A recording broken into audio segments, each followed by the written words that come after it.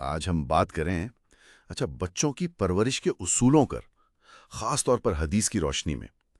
ہمارے پاس اسلامی تعلیمات کے کچھ اہم حوالے ہیں اور کوشش یہ ہوگی کہ ان سے آپ کہہ لیں عملی رہنمائی نکالی جائے۔ جی بالکل، اور دیکھیں یہ بات اہم ہے کہ انسان ایک صلاحیت کے ساتھ پیدا ہوتا ہے، نیکی کی بھی بدی کی بھی۔ قرآن کریم بھی کہتا ہے سورہ نحل میں کہ اللہ نے تمہیں سماعت، بصارت اور فہم والے دل دیے۔ تو جانوروں کی طرح نہیں، ہمیں ان صلاحیتوں کو نکھارنا پڑتا ہے تعلیم و تربیت سے۔ اور قرآن میں ایک جگہ حکم بھی ہے التحریم میں کہ اپنے آپ کو اور گھر والوں کو آگ سے بچاؤ۔ تو یہ ایک ذمہ داری ہے، دنیاوی بھی اخروی بھی۔ یہ بات دلچسپ ہے، اور حدیث میں بھی تو آیا ہے کہ اچھی تربیت والدین کا بہترین تحفہ ہے، ترمذی اور ابن ماجہ میں غالباً۔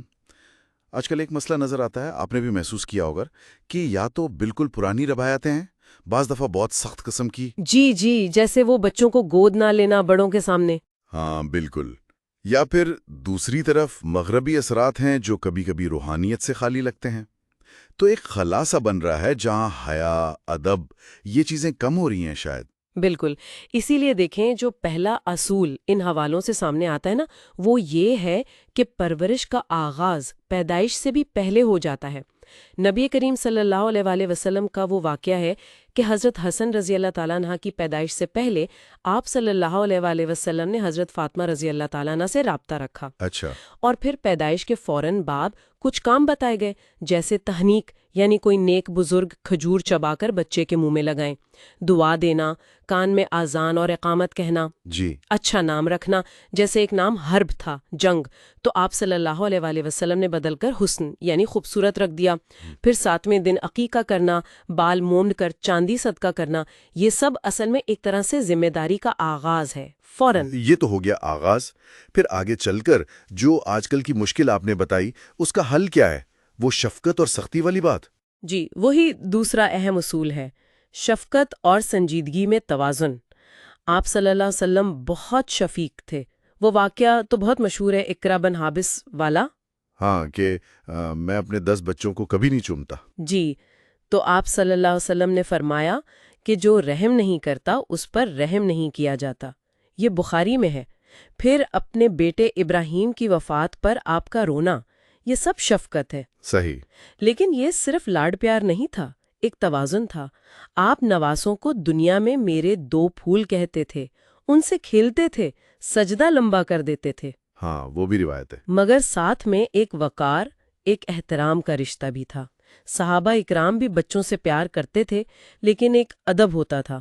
مطلب نہ تو اتنی محبت کہ بچہ بالکل ہی سر چڑھ جائے، اور نہ اتنی سختی کہ وہ ڈرپوک یا باغی ہو جائے۔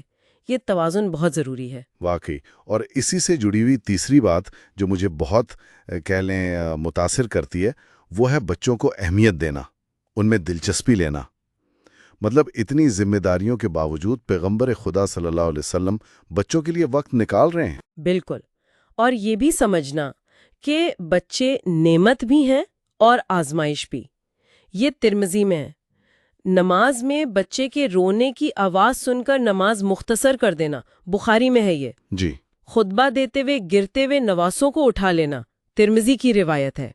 یہ عام بات نہیں ہے، بالکل نہیں۔ وہ ابو عمیر والی بات، ان کے پرندے کا پوچھنا۔ ہاں، ابو عمیر اور ان کا چھوٹا سا پرندہ نغیر، اس کا حال پوچھنا، یہ بخاری میں ہے۔ یا بچوں کو میرے بچے کہہ کر بلانا، سواری پر بٹھا لینا، بیمار یہودی بچے کی عیادت کو جانا جس سے وہ بعد میں مسلمان بھی ہوا، بخاری میں ہے۔ اپنے نواسے کے لیے خود بکری کا دودھ دوہنا، مسند احمد میں۔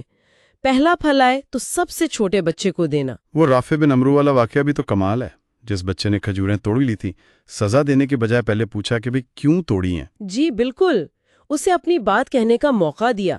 یہ بتاتا ہے کہ بچے کی بات کی اہمیت ہے، اسے سنا جا رہا ہے۔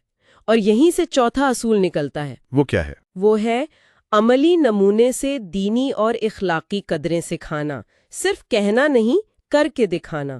اور شروعات ایمان کی بنیادی باتوں سے، توحید سے۔ اچھا، یعنی پہلے عقیدہ؟ جی، چھوٹے بچوں کو کلمہ سکھانا۔ وہ جندب بن عبداللہ رضی اللہ تعالیٰ کی روایت بھی ہے کہ ہم نوجوانوں نے پہلے ایمان سیکھا، پھر قرآن۔ تو ایمان اور پکا ہوا۔ یعنی پہلے دل میں بات اترے پھر عمل۔ بالکل، اور سب سے مؤثر طریقہ یہی تھا کہ آپ صلی اللہ علیہ وسلم خود ان اقدار پر عمل پیرا تھے۔ بچوں کو قرآن سکھانے کی بہت تاکید تھی۔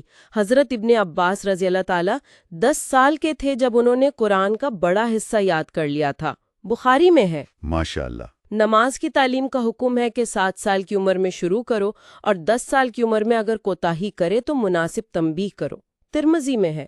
اور یہ دلچسپ ہے کہ آج کل ماہرین تعلیم بھی یہی 7 سال کی عمر رسمی تعلیم کے لیے بہتر سمجھتے ہیں۔ صحیح۔ تو اس سب میں بچے کی عزت نفس کا خیال رکھنا، اس کی عمر کے مطابق اسے ذمہ داری کا احساس دلانا، یہ سب شامل ہے۔